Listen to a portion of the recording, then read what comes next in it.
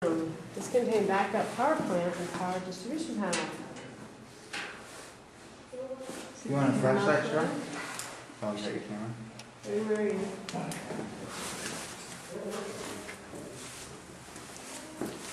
See, my light's bright. Turn your thing now.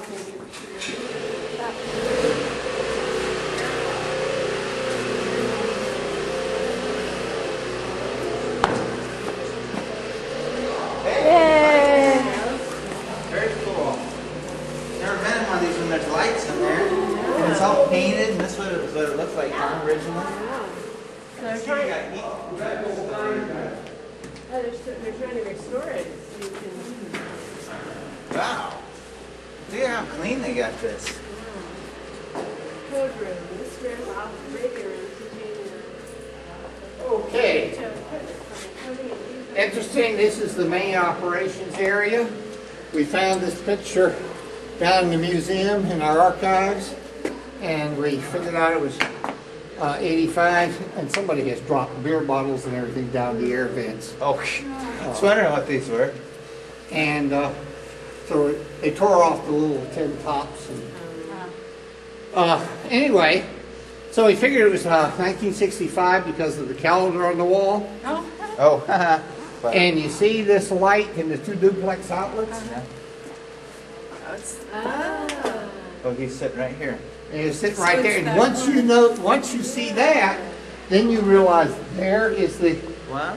table and there is the concrete block for the magnetometers to sit on.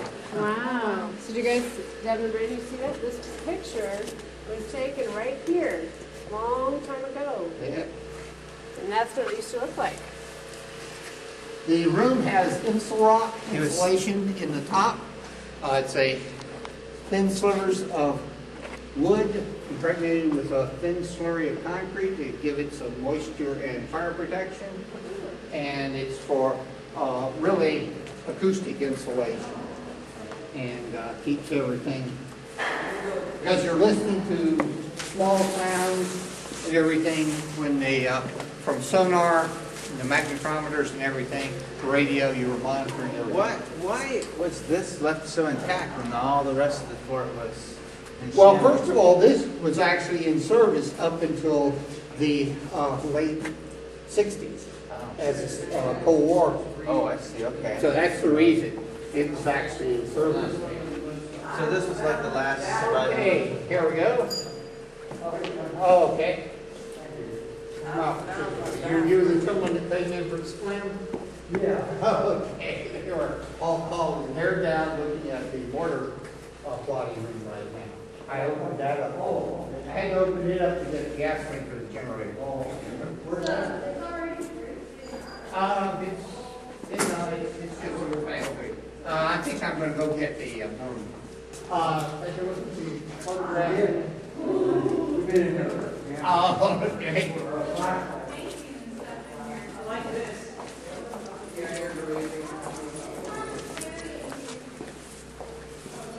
Shielded room.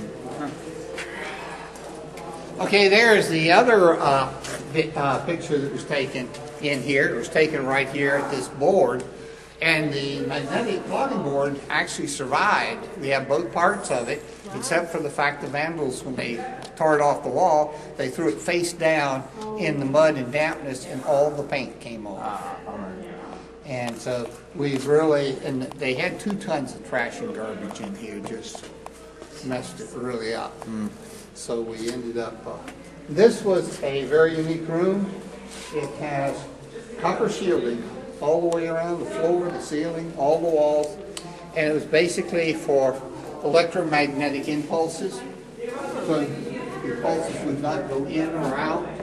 We don't know whether it was probably originally housed the radar equipment. It was very noisy electrically, and they didn't want it to interfere with the radios. And then later on, they probably put their code equipment and stuff like that in it so that people wouldn't be able to hear it. So.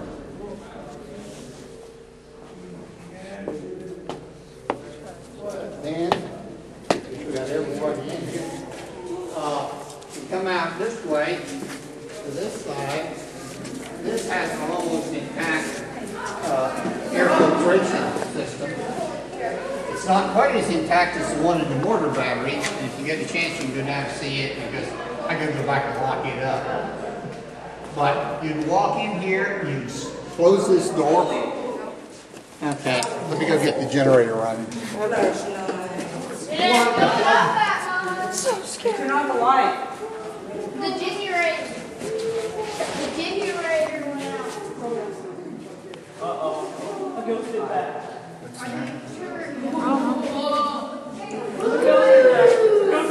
Closing this one over here.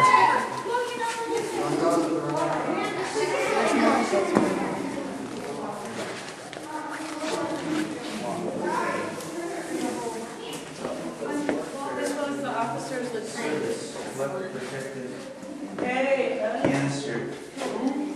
Huh. That's interesting, huh?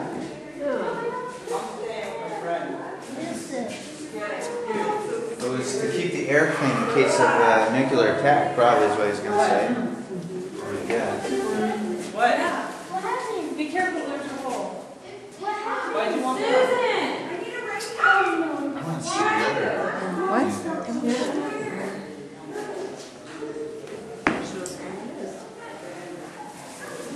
Camera. What it says on here. It says Chemical Warfare Service USA. Collective protector canister. 200 cubic feet per minute. There's nothing in there. Air out.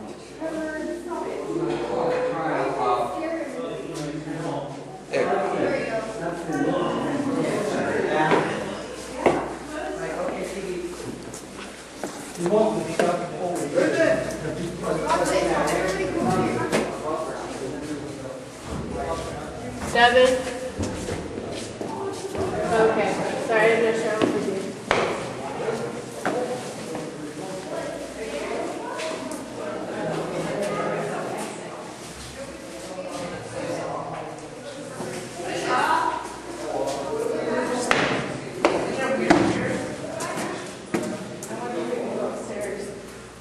I don't know.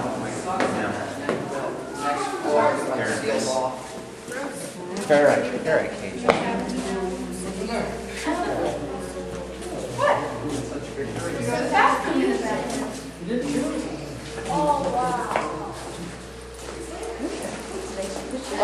You notice the Navy did the last paint job here.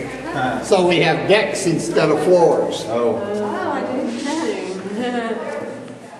This was the stairs that went up to the top to the observation position. The room down to the right, they had a small oil-fired furnace that would heat hot water and would send hot water into the air filtration room, and then it would circulate hot air over the black hole. And out there, this is all underground. This was the air filtration room here. what's down on the market? They would heat hot water outside, send the hot water in, and then it would pass air over the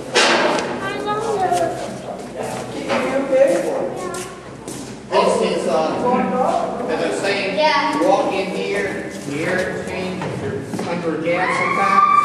You come in, you shut this door, shut that door. You come in and stand on the little trouble plate, and when you stand on it, cables would open the valve and turn on the blower. It would blow. As you look, that pipe has holes all the way up and down it. It would blow on you because gas attacks in those days. The gas is not really a gas; it's a solid. It's very fine powder, and so they wanted to blow the powder off of you. Otherwise, when you come in, the powder comes off of you and everything. And it has the same effect as if you were out in a gas attack. I did that when I was in the military. We all were told to go to the gas chamber and go to the gas exercise. And we came back to the office and walked in there, and all of a sudden it was, get out of here and go take a shower. So